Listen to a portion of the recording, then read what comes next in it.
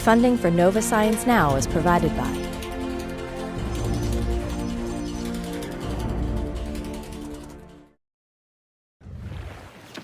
If you have to cross a great distance with no pit stops, the slower you go, the more supplies you're forced to carry. And if your route takes you through dangerous territory, all the more reason to speed things up. It's especially true for a round trip to Mars, which, with current technology, might take 2 or 3 years. Correspondent Jake Ward caught up with some folks trying to revolutionize spaceflight. And if their plans work, future spaceships would go so fast, they'd leave our long-distance traveling woes far behind us. The space between Earth and Mars is filled with stuff that can kill you. Meteoroids can smash your spaceship to bits. Zero gravity eats away at your bones.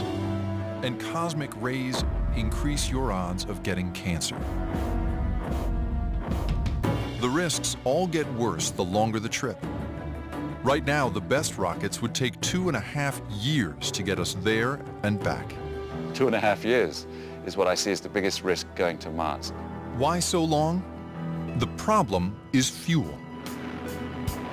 The fuel in this shuttle tank weighs almost 1 million pounds, and that just gets you into near-Earth orbit. Mars is still more than 35 million miles away. You can't carry enough fuel to fire engines all the way to Mars. In fact, a chemical rocket would empty its gas tank just escaping Earth's gravity, and then would let momentum carry it the rest of the way. Now, the problem with that is that you're coasting the whole way. Which takes a very long time. The other problem with that is that if anything goes wrong, you're stuck. You have no abort capability in mid-flight. Former astronaut Franklin Chang Diaz is well aware of the dangers of such a mission. At that point, you have no choice but just to continue to go. And God forbid, you lose propellant or you lose an oxygen tank, and it's not going to be possible to really return. And we would watch this crew die for months in front of the whole world. To make sure this doesn't happen, engineers are designing new kinds of rockets that could go much faster and more efficiently. They range from water vapor thrusters to going nuclear.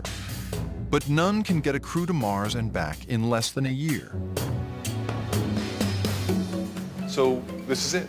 This is it. But here outside Houston, Chang Diaz and his team are building a potentially game-changing rocket called the Vasimir. The ultimate goal is to have a small sun in the engine. A sun in the engine? Well, kind of. The Vasimir uses radio waves to heat argon gas to 1 million degrees, so hot it becomes a plasma. The sun is made of plasma. In a plasma, atoms break down into a soup of charged particles that move very, very fast. And if you fire these very hot, very fast particles out the back of a spaceship, you've got a rocket that can really move. But putting this sun in the engine creates some new problems. Think of this candle as a conventional rocket. It's plenty hot. But Vasimir, it's really a whole other ball of wax. Test firings have already topped 1 million degrees, thousands of times hotter than a chemical engine. So the challenge for Vasimir is, how do you keep an engine this hot from destroying everything around it?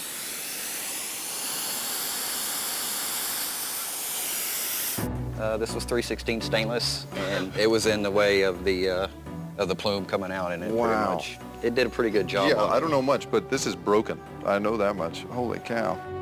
Fortunately, there may be a solution. Magnets. If you can encircle the 1 million degree plasma with a strong magnetic field, it will form a heat shield and stop the plasma from destroying its surroundings. With this shield in place, Franklin thinks the Vasimir can go 35 miles per second through space. That's fast enough to get from New York to Los Angeles in roughly 1.5 minutes. That means you could cut down the round trip to Mars from 2.5 years in a chemical rocket to just 5 months.